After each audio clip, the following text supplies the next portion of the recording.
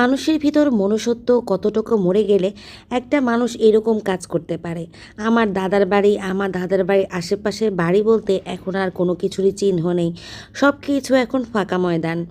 এই যে দেখতে পাচ্ছেন, ঘর বাড়ি সব কিছু ভেঙে একেবারে চুরমার। এখন আর দাদার বাড়িতে যাওয়া যাবে না। দাদার বাড়ি বলে যে কিছু একটা ছিল, সেটারই এখন আর কোনো চিহ্ন নেই। মানুষের বর্বরতা আর মানুষ দিনকে দিন কতটা পশু হয়ে যাচ্ছে, আসলে এটা বলে বোঝানো সম্ভব না। মানুষের সাজানো গোছানো সংসার, মানুষের হাঁড়ি পাতিল, ঘরের ফার্নিচার, কতটুকু আশা নিয়ে মানুষ একটা ঘর বানায়, ঘর বাঁধে, কতটুকু স্বপ্ন থাকে মানুষের মনে, সব কিছু বিলীন হয়ে গেছে। এই যে দেখেন, এক একজনের নতুন নতুন ঘর, নতুন নতুন বাড়ি, সব কিছু ঝগড়ায়, মানে মানুষ মানুষের প্রতি কতটা ঘৃণা থাকলে মানুষ এগুলো করতে পারে।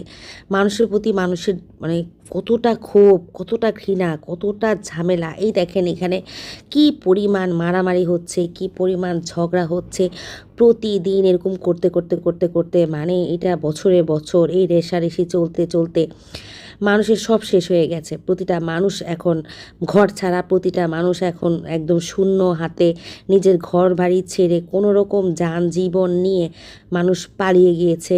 এখন মানুষ কোথায় যাবে, কোথায় থাকবে? নিজের সাজানো ঘর ফেলে কোথায় গিয়ে মানুষ এখন বাড়ি জমাবে?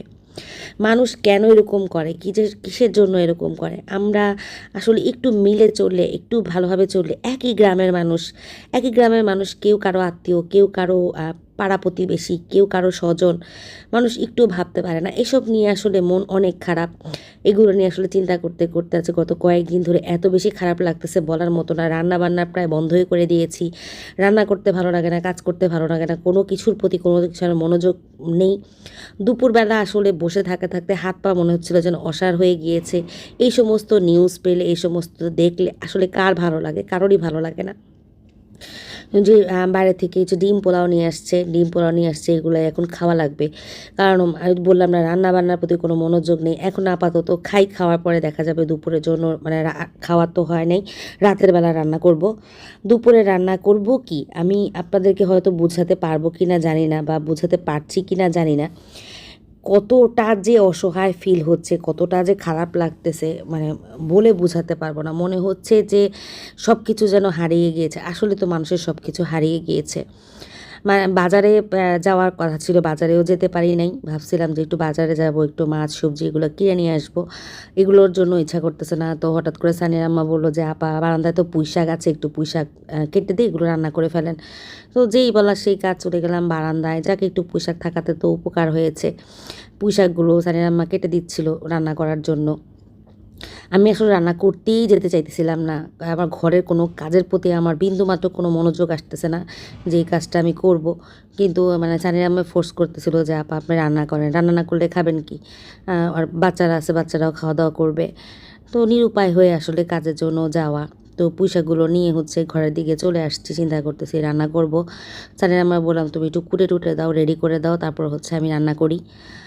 এতটা খারাপ লাগে, মানুষ কেন এমন করে? ভালো নেই আমার বাংলাদেশ, ভালো নেই আমার বাংলাদেশের মানুষ, চারপাশের মানুষ, চারদিকেই শুধু হিংসা, অন্যায়, অপরাধ কী যে চলতেছে প্রতিদিন প্রতিনিয়ত। শুধু যে আমার গ্রামে এগুলো হচ্ছে তা না, প্রতিটা গ্রামে, প্রতিটা শহরে, প্রতিটা মহল্লায় কোনো না কোনো ঘটনা ঘটতেছে। আজকে বায়তুল মোকাররমে একটা ঝামেলা হলো, এটা শুনলাম। গতকালকে যে একটা মানুষ মারা গেল, এটা শুনলাম।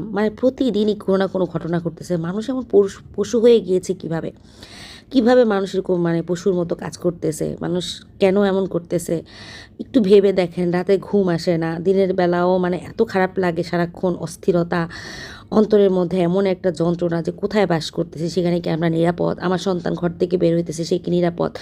আমার স্বামী ঘর থেকে বের হইতেছে, সে কি নিরাপদ? কেউ নিরাপদ না। আমরা কেউ কারো হাতেই নিরাপদ না। এখন একটা কুকুর বিড়ালও আমরা অনেক মায়া করে পালি, কিন্তু মানুষের কোনো মায়া নেই, মানুষের জন্য মানুষের কোনো মায়া নেই।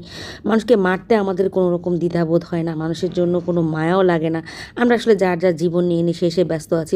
অমুক জায়গায় হয়েছে আমার কি, অন্যের ঘর ভেঙেছে আমার কি, অন্যের সাথে অন্যায় হয়েছে আমার কি, সব কিছু মিলে আমরা কারো দিকে কারো তাকানোর কোনো ইচ্ছা নাই, কাউকে নিয়ে কোনো কিছু ভাবারও ইচ্ছা নাই।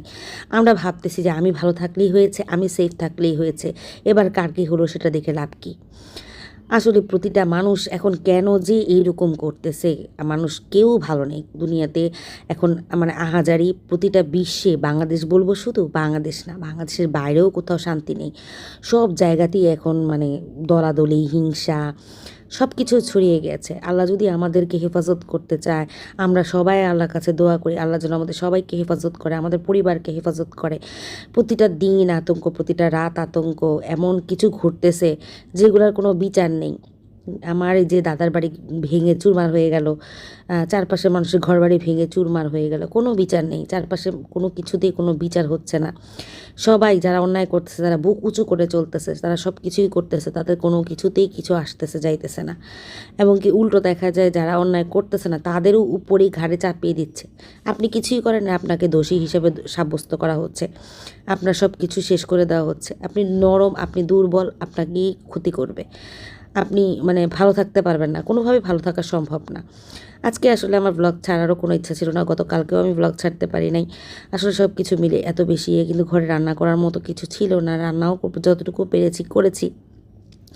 আদা রসুন বাটাও ছিল না, সানি আমি বললাম যে একটু আদা রসুন মানে কেটে দেওয়ার জন্য আমি ব্লেন্ড করে নিব।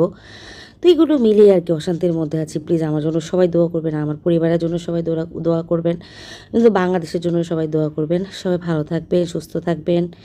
আল্লাহ হাফেজ।